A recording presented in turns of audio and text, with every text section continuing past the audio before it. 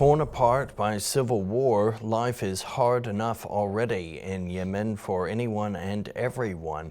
Yet with recent attacks by the Houthi terror group on Israel and Israel's just retaliation, it's made life all the harder. For some years viewed as one of the world's worst humanitarian disasters. In addition, the plight of Christians often forgotten, severely persecuted and ostracized, yet silently and steadily growing. We're here this evening on the Persecuted Church to discuss Yemen.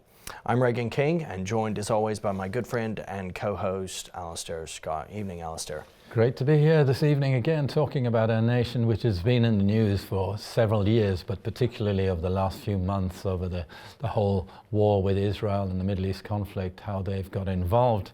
Of course, they're a country in division anyway in there, because they have a great support coming from Iran against the Middle East countries, but also they have support coming from Saudi to try and balance things out, if that's the right word to use in the situation. But it is a nation that's really dear in my heart, because I remember my father talking about it.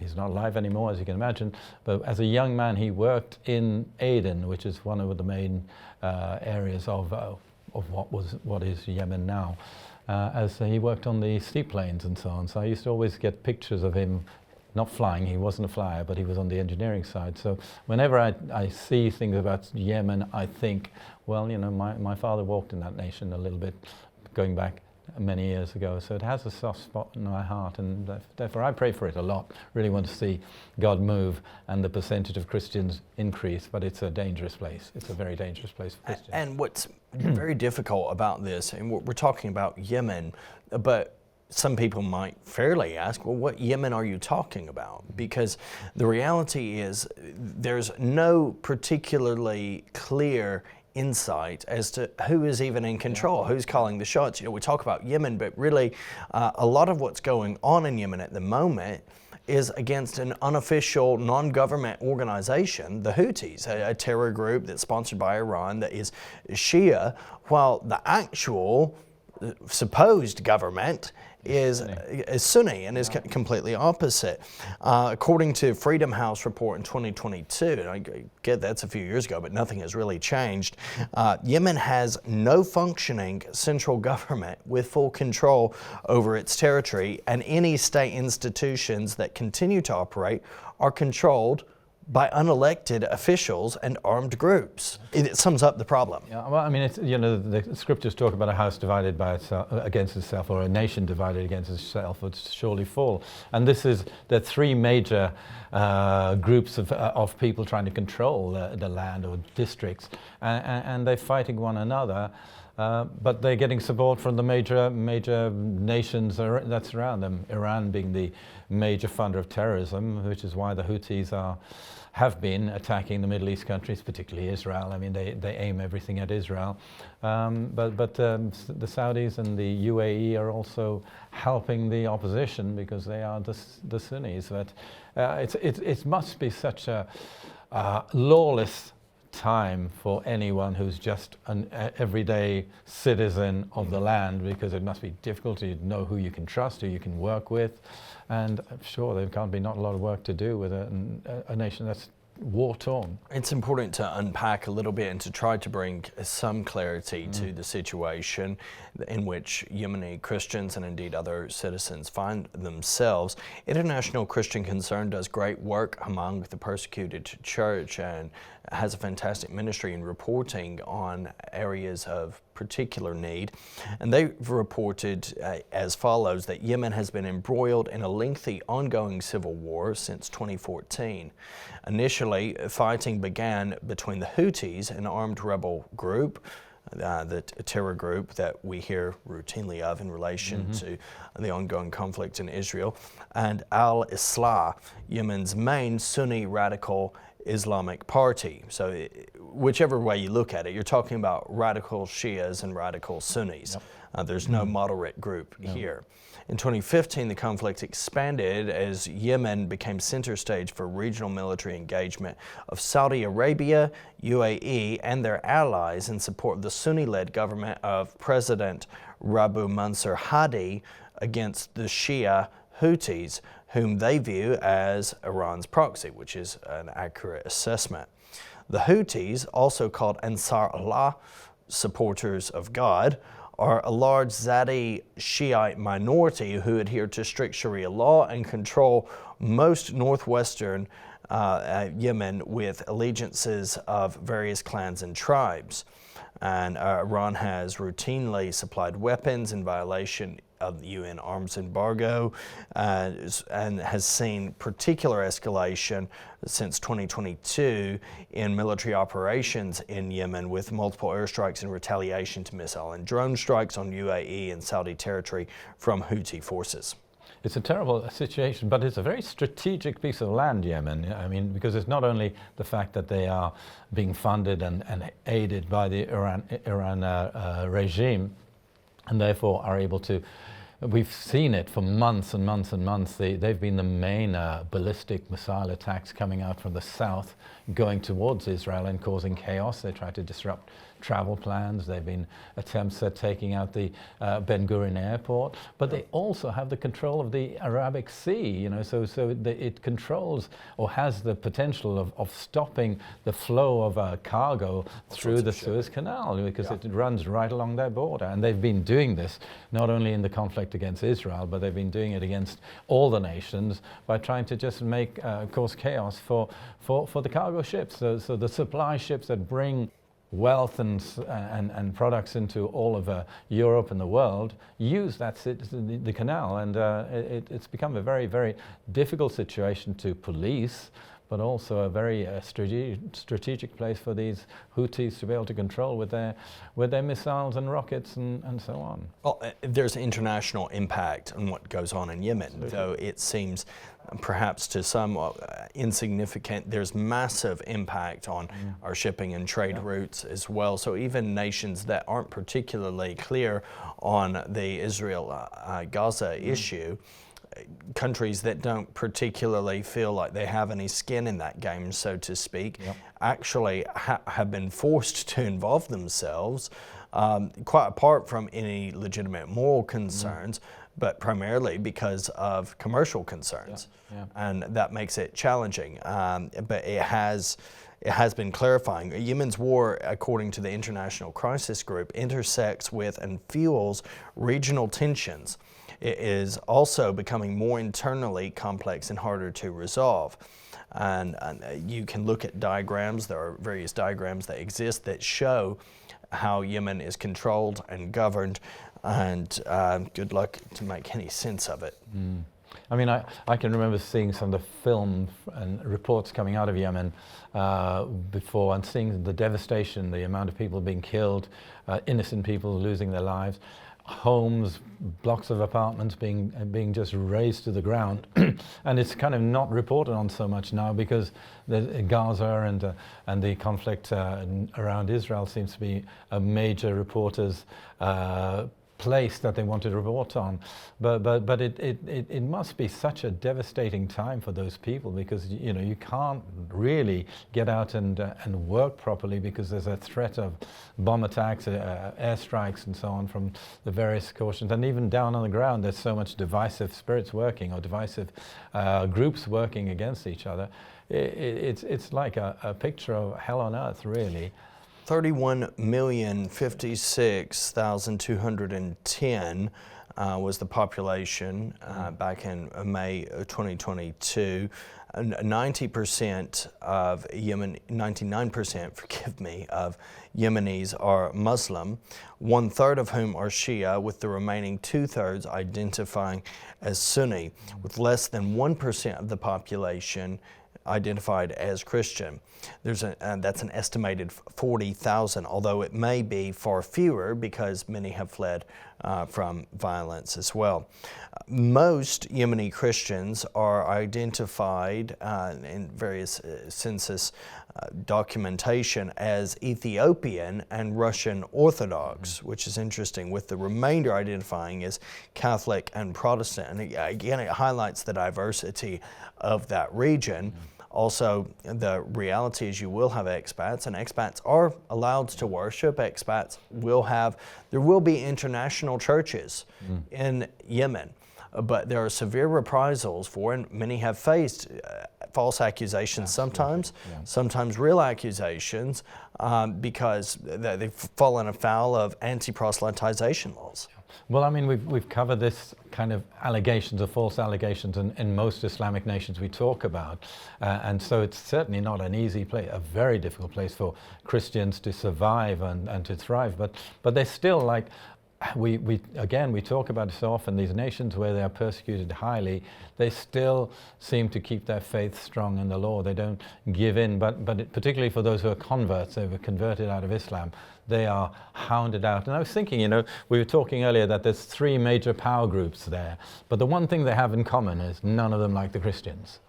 They may not like each other, but the one thing that unites them is their attitude against Christianity. So I know we've worked with or had reports from organizations where people really had to keep their heads down low, even reaching out with Christianity and doing everything in the Great Commission, but they had to disappear from village to village, from town to town, to keep secure. So it's you and I have had regular contact with a particular organization that feared that one of its main workers had been slaughtered. Yep. And for months. Exactly. For months there was no word. For months there was no sign of life or visible. The individual had been seized, initially believed to be by Houthi militants, and then it was believed maybe by the unelected but still in charge government officials, the police or whatever.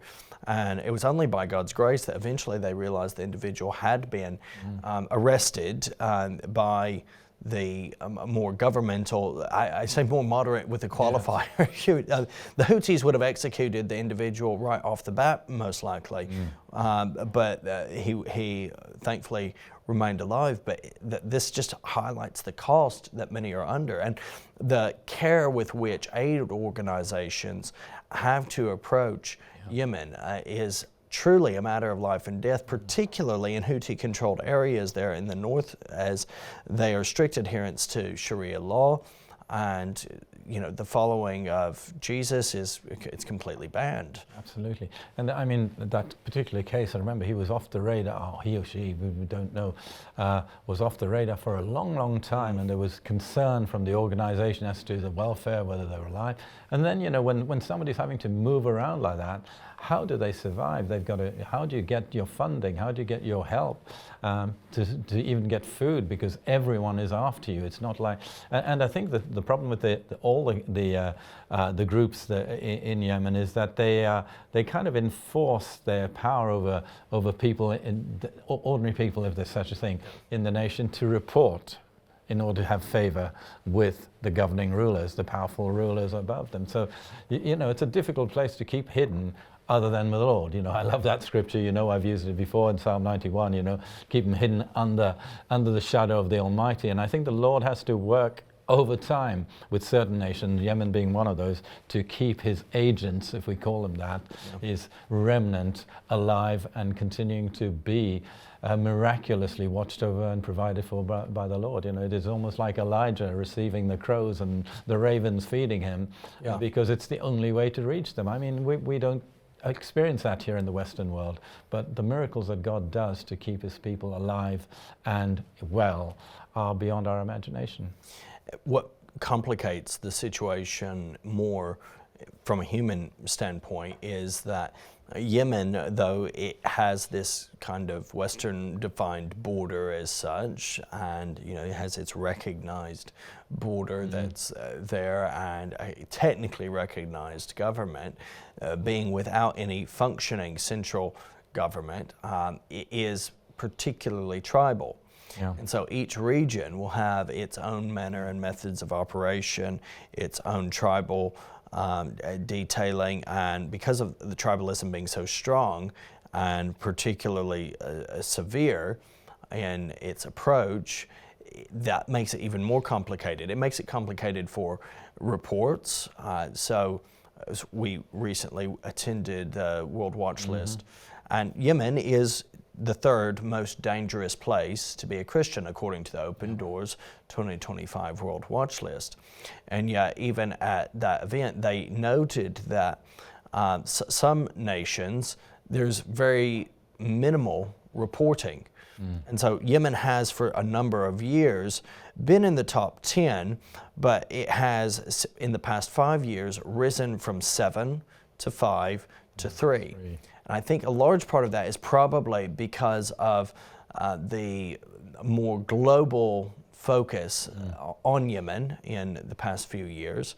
This war has been going since 2014, but only in the past few years have we really begun to see a lot of attention, especially given its disruption to trade routes and its attacks on Israel. So that's something to consider. Yet, in the midst of this tribalism, in the midst of the very significant and all too real dangers, the onslaught, the certain death even that people who convert from Islam will find, there is a steady and sure growing community of disciples in Yemen. And Open Doors has this particular story that I'm sure will be a real encouragement of Saleh.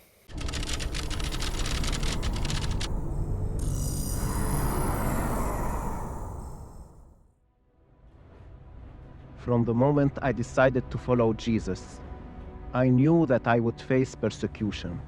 My name is found on the radicals' wanted list. They have my picture.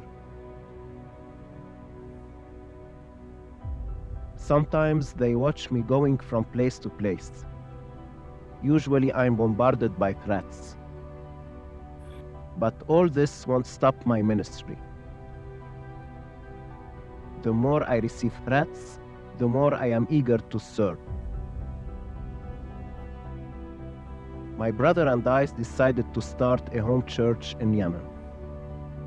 Fear dwells among the Christians in Yemen, for there are people that come to church with no intent of pursuing the faith, but instead spying and collecting information on us.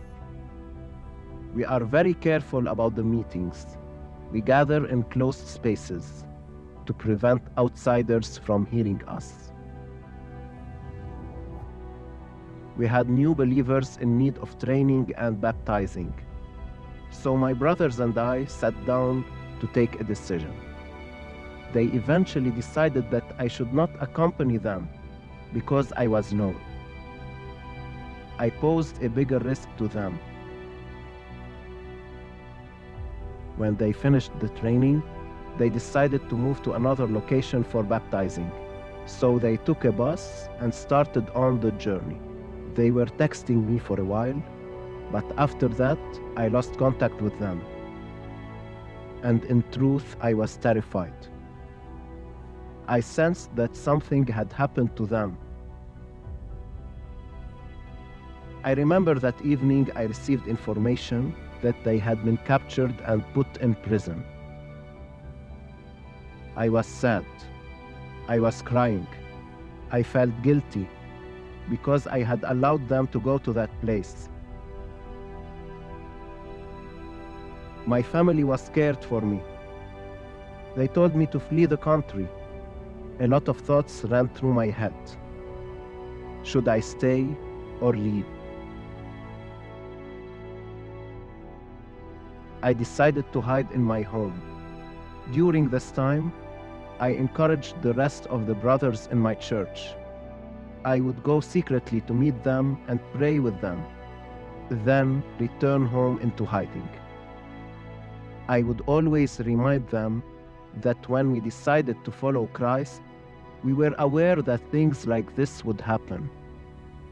During this time as well, I would receive messages, phone calls, and prayers. This would encourage me and enable me to keep going.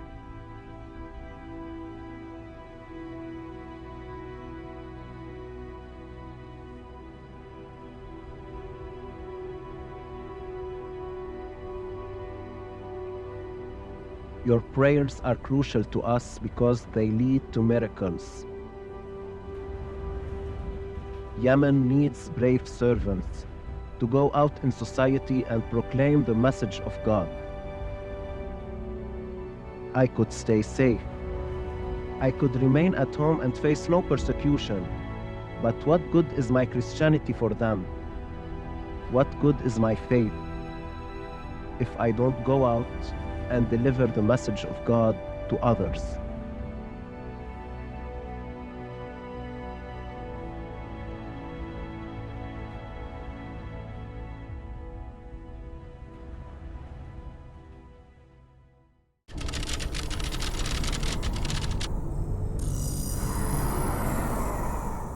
What a great report again of just courage and strength in the most difficult circumstances. And you know, you just realize how God works with his individuals who make themselves available, the ones who are like an Isaiah saying, here I am, use me, here I am, send me. In the midst of the threats of death, destruction, lack in every way, there are people who are still working there as the remnant in a nation where you and I wouldn't want to go. You and I wouldn't want to visit that place other than a call of God. But that's the important thing. God is calling people into the nation, and in the midst of the threats from the disunity, division amongst the people, they are still carrying the witness. You know, they are being, as it talks about in Acts 1 verse 8, being your witnesses, the witness of the Lord in Jerusalem, Judea, Samaria, to the ends of the earth. You and I would look at this particular area of Yemen and think it's the end of the earth, and it is at a tip of an area around the Middle East there. But praise the Lord. I mean, it's so important for us to pray not only that these people continue to keep their faith strong, but that they would remain receiving wisdom and direction from the Holy Spirit as to where to be. You know, they need to have that voice, as Isaiah talks about, the voice of the Lord behind them saying, this is the way I've chosen for you, walk ye on it. Because it's like Abraham, he had to walk where God prepared for him to walk. If he went to the left or the right, he could have been walking in danger. So, you know, we need to pray for these strong, courageous individuals who keep their faith, you know, because there's pressure for them to give up their faith, because a lot of them are converts. They need to remain strong in the Lord and the power of his might and continue to be his witnesses and provided for. Do the miracles, Lord, provide for them. And people like us, as we make these stories known to people through the station here, just be aware it's a nation that needs a lot of prayer, and the individuals, a small percentage, just possibly less than 1% are practicing believers there. They need to be covered, they need to be prayed for, they need to be encouraged by any way. I'm sure the Lord moves mightily into their lives to encourage them direct from heaven, but keep praying for them. Absolutely. They are experiencing exclusion from family and social life. There's loss of employment if discovered, physical and mental abuse, imprisonment, rape, forced marriages, and of course, especially for those who are found to have converted from Islam, death. And the degree and source of that persecution will vary from region to region, tribe to tribe, family to family, depending on how clear and open an individual is in their practice, or how they are found to be in their practice. But there's strict adherence to Sharia law, heavy policing, and particularly those not just in the north where the Houthis are, but also in the south where there's continues to be a strong Al-Qaeda presence. Yeah, Al-Qaeda was never defeated.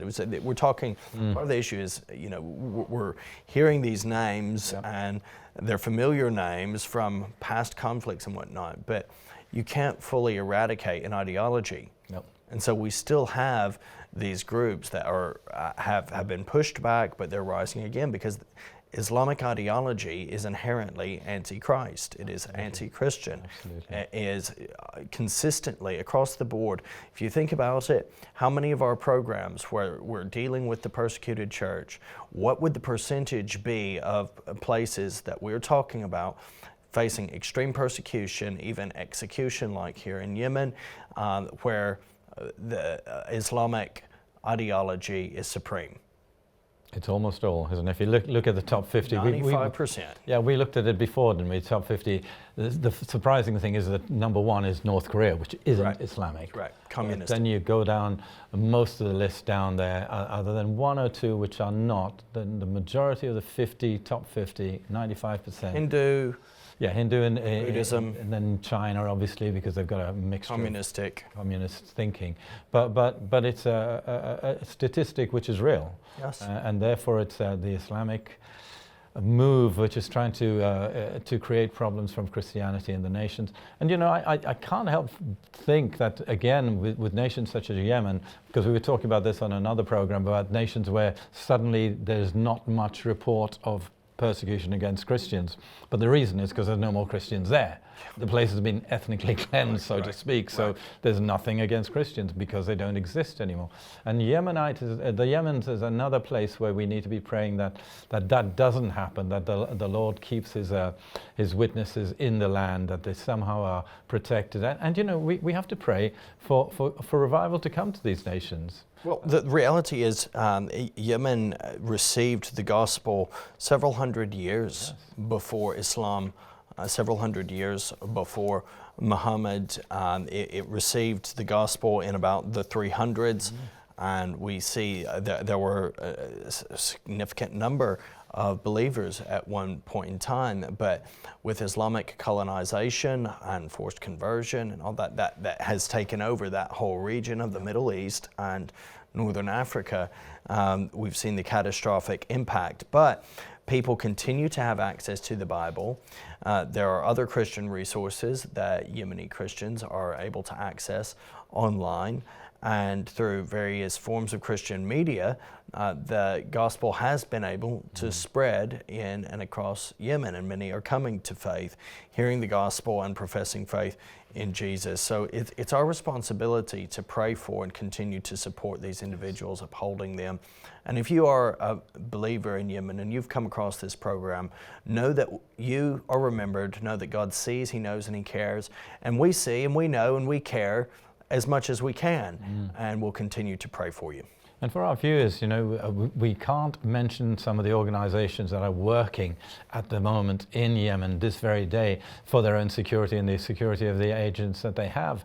But how important it is, you can find out by going online. If you want to find out about the organizations working in Yemen, you can find out who they are by name. But pray for the organizations, for what they're doing in Yemen, that they remain strong, they remain covered by the Holy Spirit and the blood of the Lamb. And be very blessed as you pray, but speak blessings on these nations because they need our prayers. God bless Yemen. God bless you guys for watching today. We'll see you again next week.